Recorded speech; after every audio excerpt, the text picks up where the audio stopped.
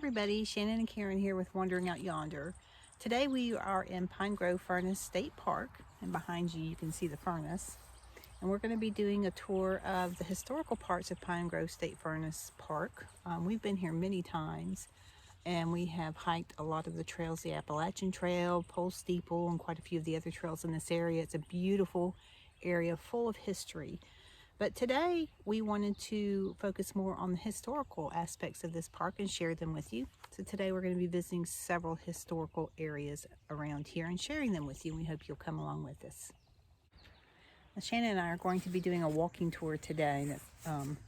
We found out that there is a walking tour that you can do, and you can pick up a brochure at the park office, the headquarters here, right down from the AT Museum. And it's just a little brochure, and it gives you some landmarks and a little bit of information about what's left of this particular historical area, and then what was once here. So it's kind of interesting, and so that's what we're going to do today, and this is the brochure that we picked up. So again, today we are in Pine Grove Furnace State Park, and we are here at the furnace, or what's left of it. And structurally, gosh, it's just beautiful, the structure and the history of it. Very cool. You can see into the hillside. There's still some of the remnants of what used to be part of the furnace. But this is what's left of the furnace in this area.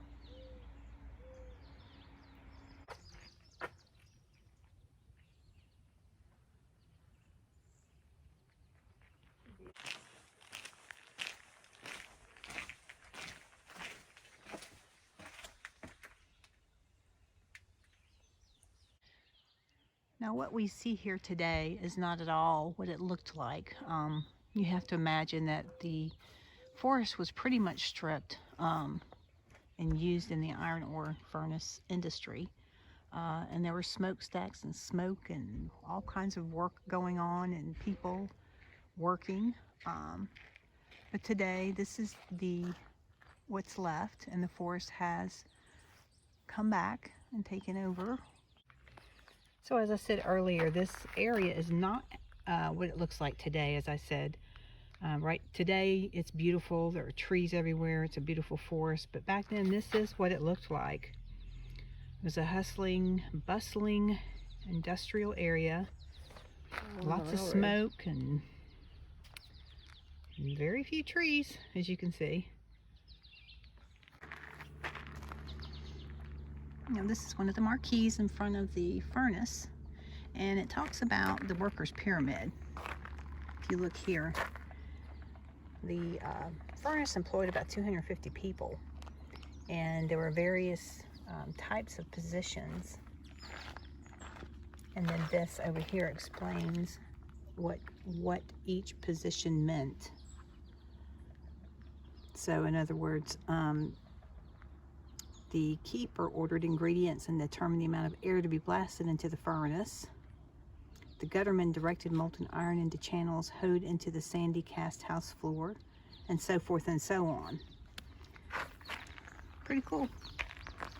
You don't realize everything that goes into it and the history behind it. So there you go. Now if you look, it's kind of hard to tell in this photograph, but because there's smoke in front of the furnace, but the furnace is back there. That's where the furnace was that we just showed you, or what's remaining of it. But that was the furnace back then. And then these were the buildings all around it, which are not there today.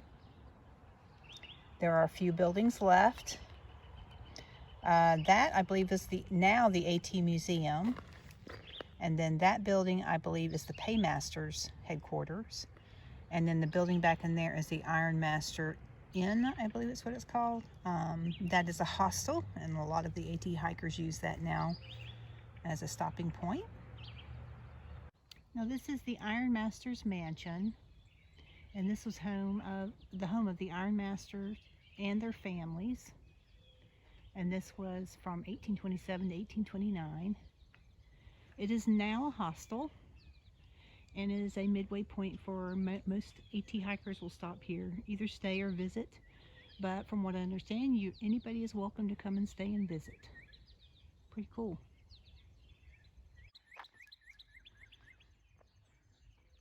Again, this is the Ironmaster's mansion,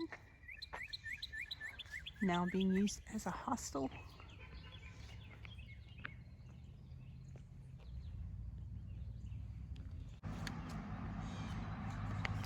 Over to the right is the Paymaster's cabin. Now this particular building is where the workers would come on Saturdays to get their pay. From what I understand, they would go up the front porch and through to get their pay and out the back. You can rent this to stay overnight in this. We turned it into a little cabin tourist area, I guess. And again, you can see this is the Paymaster's cabin, and it is right across from the Ironmaster's mansion right there. So this is where all of the employees would come on Saturdays to get their pay, and from what I understand, they work 6 days a week.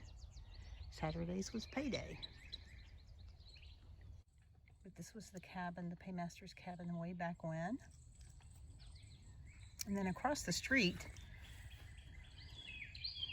that was a stables during the iron ore furnace era, and it is now the store. It's where they do the half-gallon challenge for the AT thru hikers.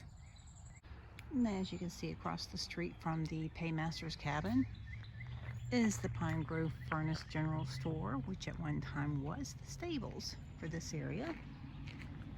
But they turned it into a general store, and again, you can come here for the half-gallon challenge if you're a thru hiker, and that's kind of an iconic thing to do. But this is what it looks like today. It's early in the morning, they're not open yet, so we can't go in, but it's a cool place. Anyhow, it's a bustling community, and all these buildings are fairly close to one another. As you can see off in the distance is the Ironmaster mansion, the Paymaster's quarters, and then you come around this way. There's an AT blaze. That's the AT museum that used to be the old grist mill. You can see this used to be an old stable. Beautiful stone work, iron gated or fenced windows. Look at that. Big old barn door up there. And this is the Appalachian Trail Register. When you open up the lid, you can see where the AT thru hikers have signed the little book. And we recently see Giggles, Ghost, Blueberry and Wildcard, Gypsy, and these are their trail names, and one is Leggy. But the AT thru hikers leave little comments.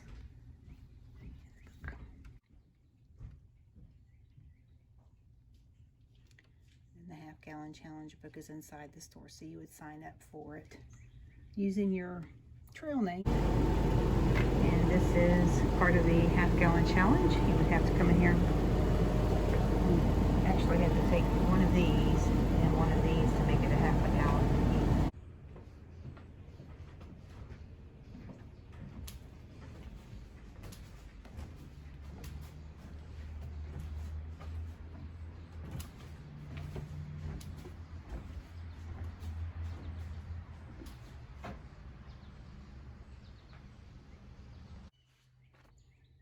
And there's a little marquee here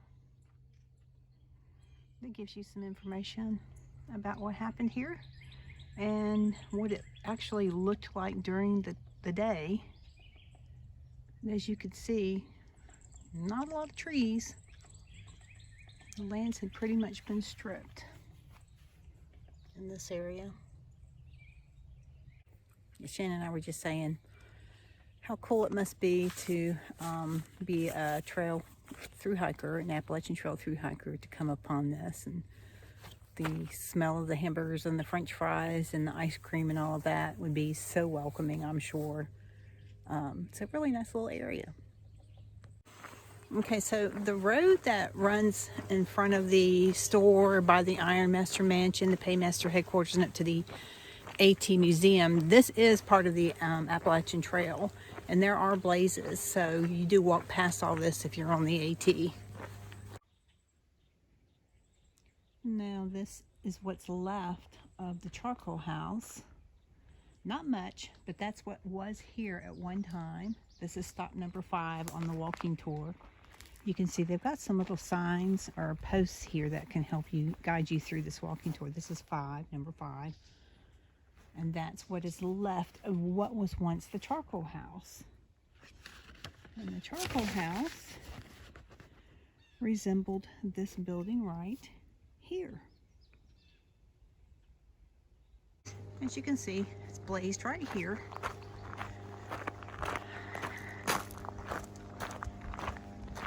One of the signs tells you some information about what's ahead of you here if you're going north. Some people hike it the opposite direction. Yep. And if you're coming from the north, doing it south, there's your information. But you're halfway here. And this is stop number 6 on the walking tour. This is the Appalachian Trail Museum, which was once the grist mill for this community. It's a beautiful museum. Shannon and I went in yesterday and we did a separate video on that if you guys would like to see it. But it's really cool. This is the old grist mill then.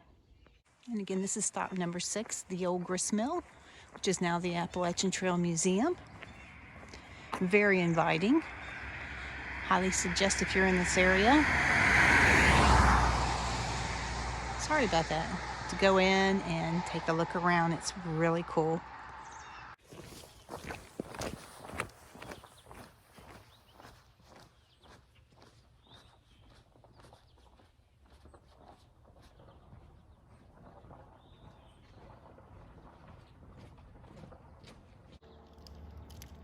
So there is where the trail goes and heads down that way.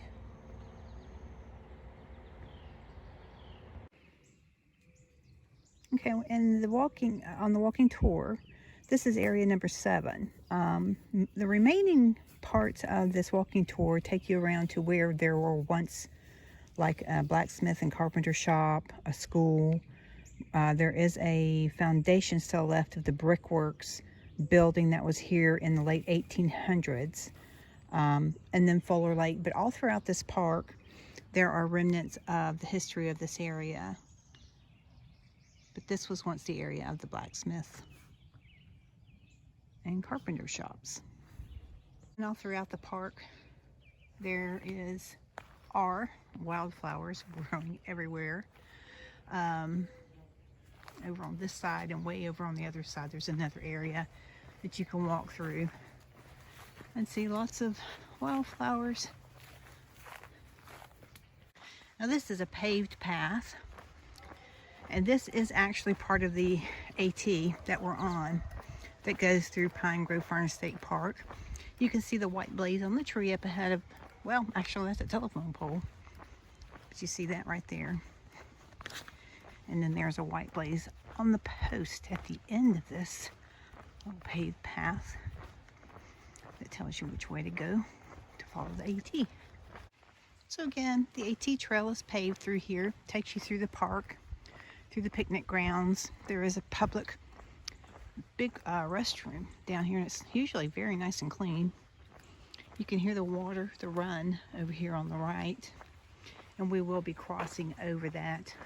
You will cross over that, and you'll be walking down beside it on the AT, and then it will veer up the mountain out there, about a mile out there. It goes straight up the mountain.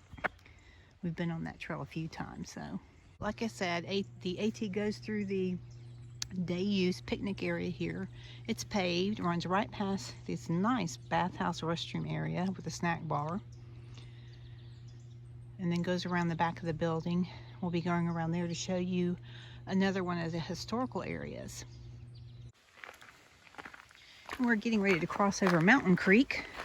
It's a really nice little creek. And ahead of you, you will see Fuller Lake. And it was once the main source of iron ore for Pine Grove. When the furnace shut down, it was abandoned and filled with groundwater. And this is what is now Fuller Lake.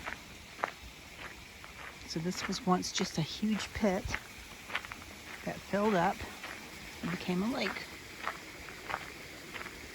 As you can see, all over the park, there were areas where they used the water and channeled it to fuel different things during the period, the furnaces and various other things.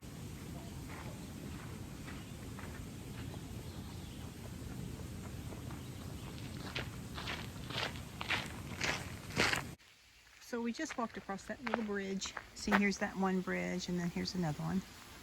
We just walked across those, and this creek runs all the way down the side of this path and takes you, it's about a mile.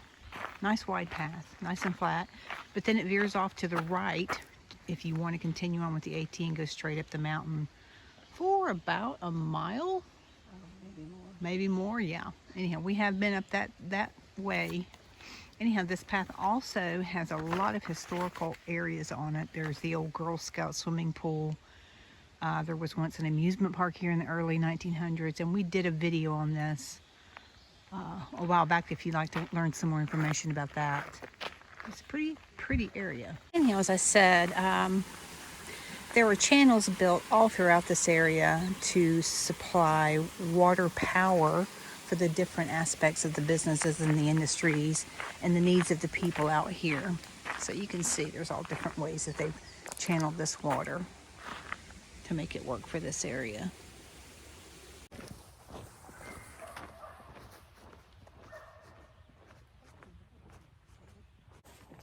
So thanks for joining us today, everybody, here at Pine Grove Furnace State Park, and thanks for wandering out yonder with us. We appreciate it, and we're so glad that we could share with you some of the historical buildings and information from this particular area. One of the things that we've learned about most of the state parks that we've been to is there's so much history there. If you just stop and kind of take the time to look around you to see what's there. So anyhow, that's one of the reasons we wanted to come out here today to share this with you. And we really appreciate you wandering out yonder with us. Bye.